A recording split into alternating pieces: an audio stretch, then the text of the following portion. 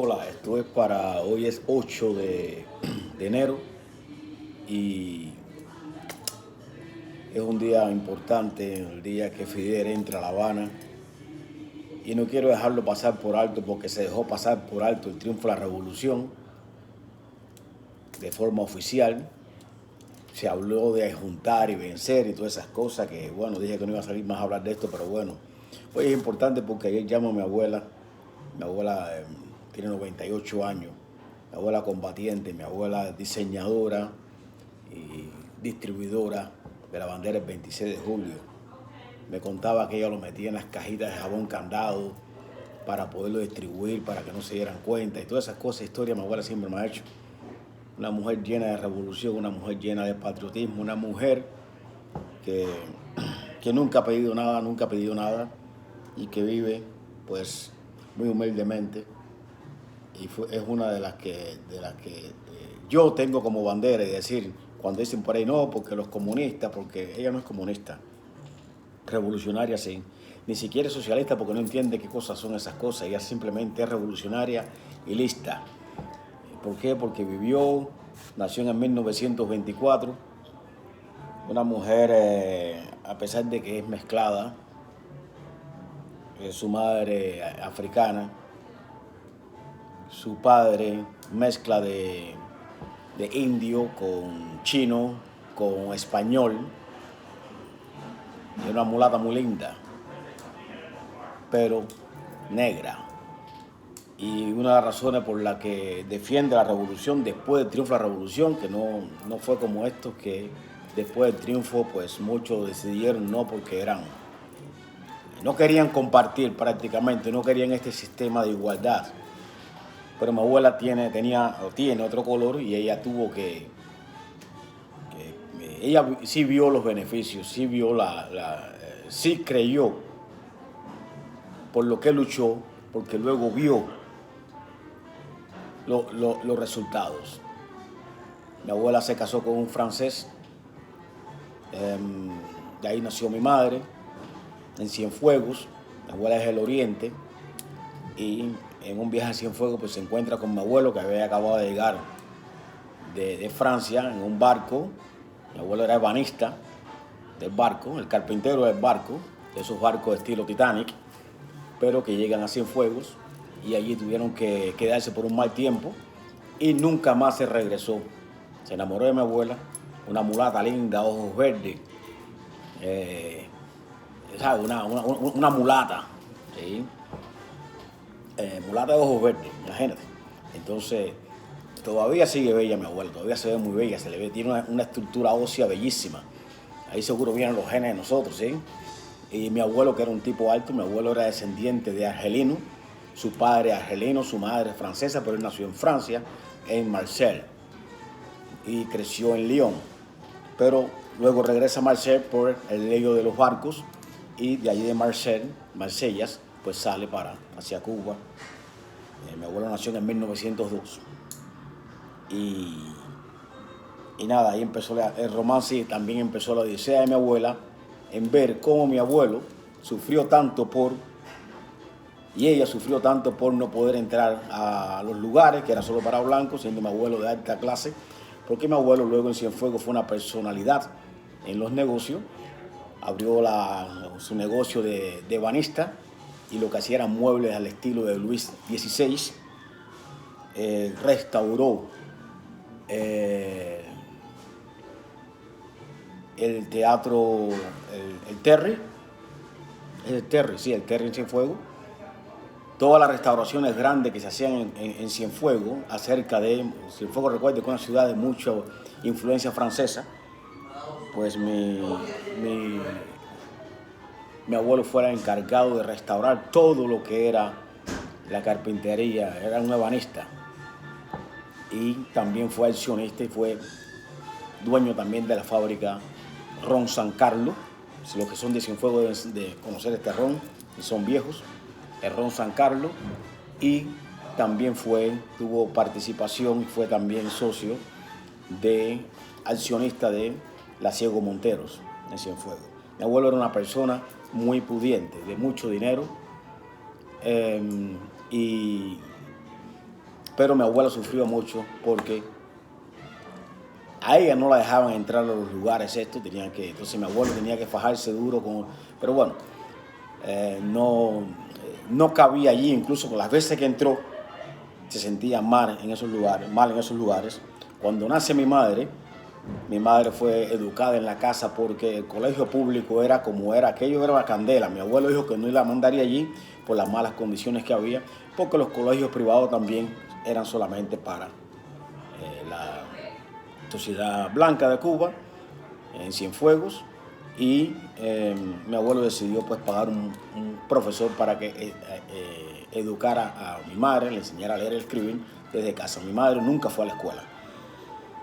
Por esas razones, no, mi abuelo se negó a mandarle a las escuelas públicas esas que había.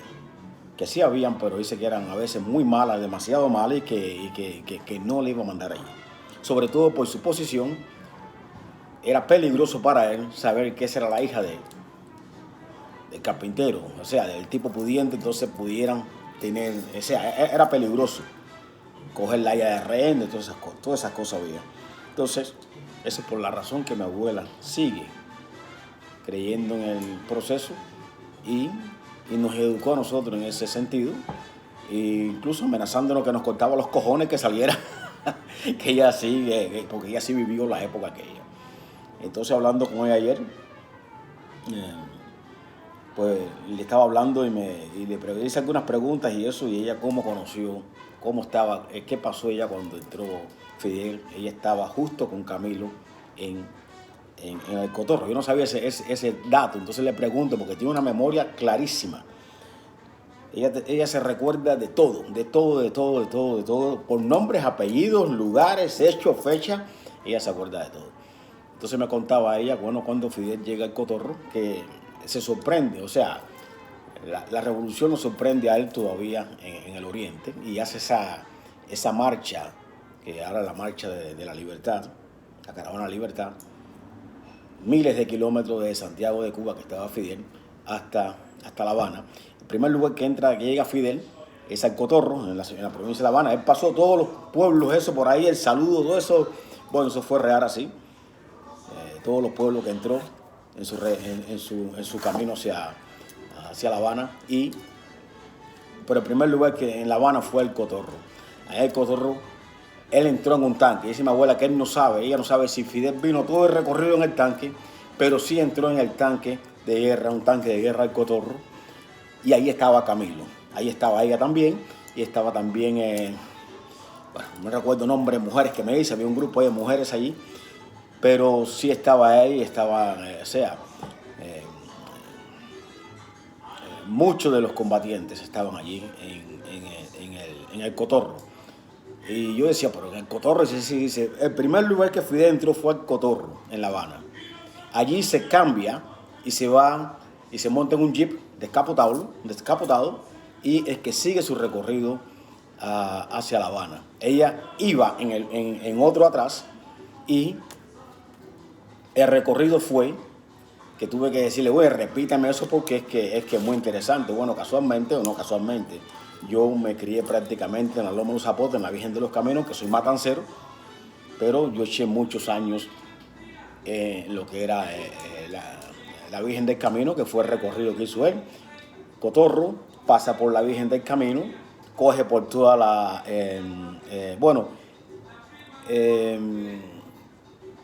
cuando llegaron a la Virgen del Camino, paró un momento allí, siguen por la calzada antes de eso, al Cotorro. Hay un dato que no sale mucho. A Fidel, los cerveceros, dice que fueron a la fábrica de cerveza del Cerro. Yo no sabía que había una fábrica del Cerro, no del Cotorro.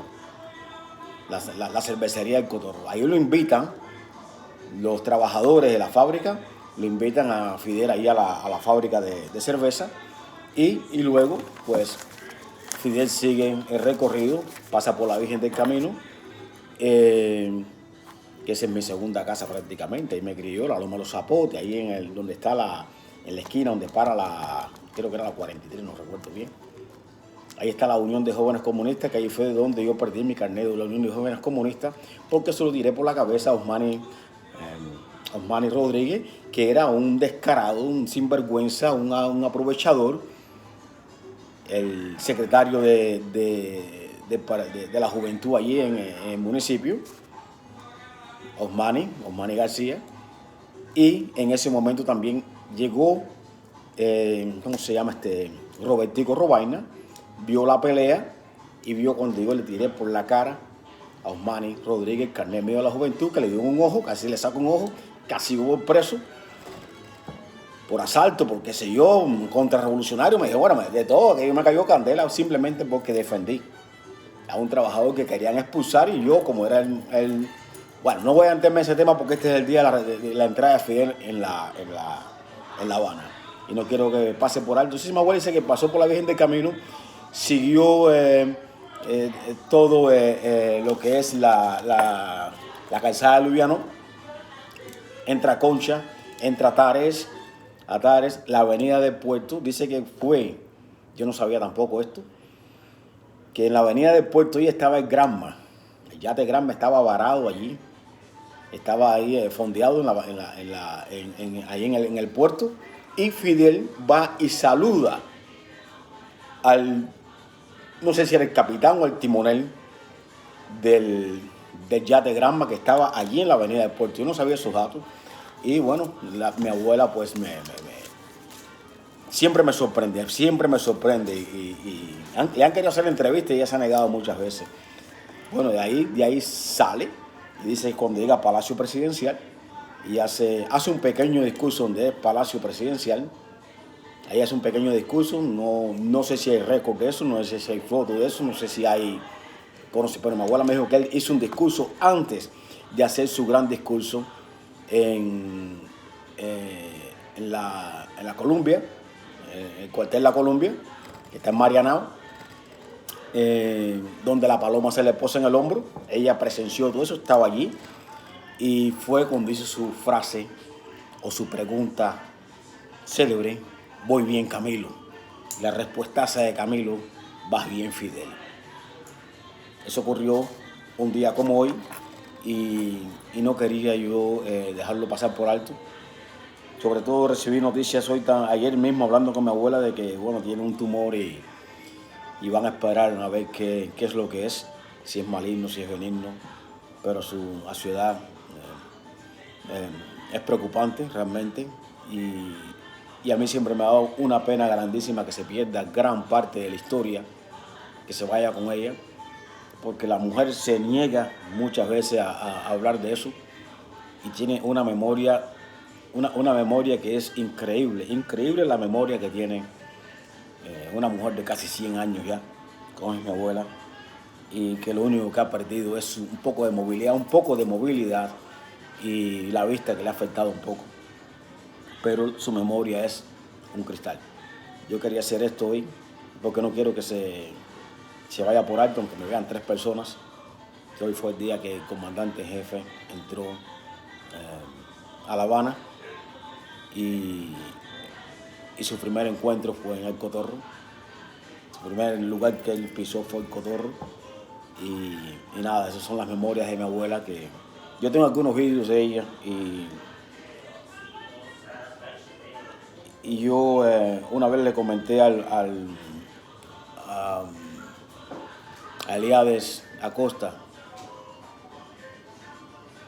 y me dijo, mira, sería bueno que le hagan vídeos y que pueda grabar bastante de sus memorias, porque es muy importante y hay veces que realmente los historiadores, los periodistas no pueden llegar a tantas personas, pero eso son cosas que deben de guardarse. Yo tengo algunos vídeos y ojalá que yo pueda regresar a Cuba pronto.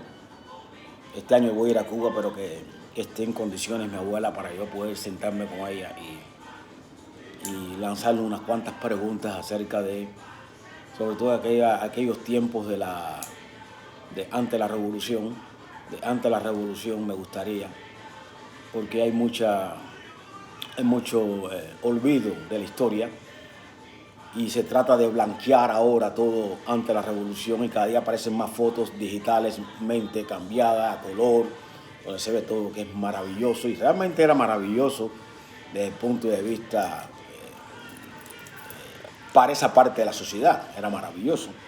Pero hay una parte de la historia que tiene que ser recordada con dolor, y no es para sacar ningún tipo de remordimiento, ni de sacar ningún tipo de rencores, ni de sacar ningún tipo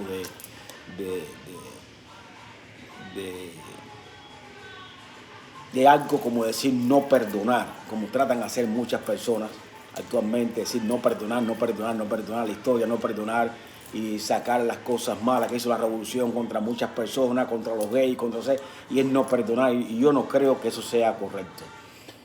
Yo no estaría nunca en ningún grupo para condenar a aquellos que fueron parte de no negros en Cuba.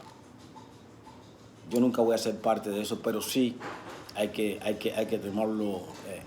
tenerlo en cuenta siempre a la hora de mencionar aquella época dorada de Cuba. Hay que decirlo con todos sus matices, y no se puede negar esa parte. Todo aquel que intente negar esa parte, yo siempre salgo y le digo, bueno, sí, está bien la foto, ¿y quién se ve en el background? Hay un negro con una escoba, hay otro con un carretón. Hace poco salió una foto, Cuba entre el 59, a propósito de las Navidades, y se ve muy lindo todo lo que es monte, con todos los lumínicos, y se ven a la derecha, se ve una persona negra con una escoba en la mano. Detrás de un carro se ve dos personas negras también barriendo la calle, y en la parte izquierda también se ven tres personas negras con un carretón. O sea, los demás estaban muy bien. No es para condenar eso, pero sí hay que hacer hincapié en eso, y sí hay que mencionar eso también cuando se menciona las glorias de esa época. No está bien mencionar las glorias de la Revolución Industrial sin mencionar el resultado que trajo la Revolución Industrial también a los obreros ingleses. No se puede decir que fue una época de gloria y que trajo tecnología y que no hubo muchas personas afectadas, muchas personas murieron debido a la Revolución Industrial. No se puede negar eso. No se puede negar tampoco que muchos españoles o muchos estos abogados del colonialismo que dicen que la colonia lo que trajo fue mucha libertad, mucha bonanza para los pueblos estos conquistados, y no, hay que decirle la masacre, el holocausto que ocurrió, sin caer en odio hacia los descendientes de esos mismos españoles. Y ahí actualmente en Latinoamérica se ha descubierto que hay más de 100.000, o llegaron más de 100.000 nazis de alto rango, y se quedaron escondidos. Ahí está Bariloche en Argentina, ahí están en Ecuador, ahí están en el Perú, muchos descendientes de nazis todavía allí, y no se puede llegar allí a decirle a ustedes, no. Esto no es la historia, no es para venganza, nada de eso. Si va a haber un juicio por lo que se haga, el juicio, esos son problemas de las leyes ahora del país, de quien decida hacer ese tipo de... Yo no voy a ponerme en ese carril. Pues nada, eso es lo que quería decirle hoy, en el día de la entrada de Fidel a La Habana. Y como la víspera del primero fue completamente obviada, yo por lo menos no he visto nada del presidente de Cuba salir a darle gracias a los revolucionarios, a rendir tributo, culto, lo que sea, a los que cayeron. Y yo no he visto nada de eso. Entonces, pues nada, no quiero que esto pase por alto. Y en mi espacio, las 3 personas que me ven, para mí es suficiente. Muchas gracias, bendiciones, y viva el 64 aniversario del glorioso triunfo de la Revolución Cubana. Seguimos en combate, patria o muerte venceremos.